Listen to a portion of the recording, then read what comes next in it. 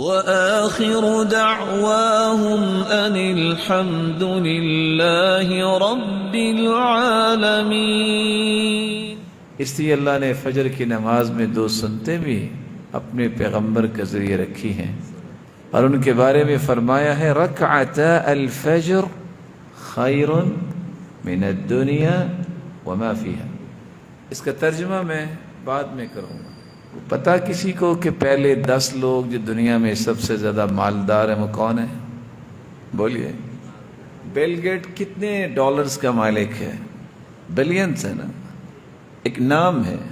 یہ جتنی دنیا کا مالک بل گیٹس ہے وہ تو صرف اس پیسے کا مالک ہے، دنیا کا مالک نہیں ہے۔ حدیث کہتی ہے رکعتا الفجر خیر من الدنیا وما فیہا۔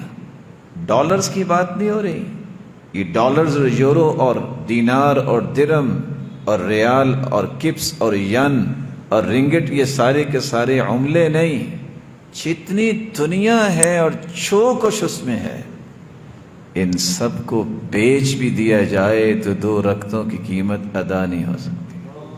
یہی وجہ ہے اللہ کے رسول صلی اللہ علیہ وسلم نے پوری زندگی سفر ہو یا حضر ہو صبح کی سنتیں نہیں چھوڑی، وتر نہیں چھوڑا۔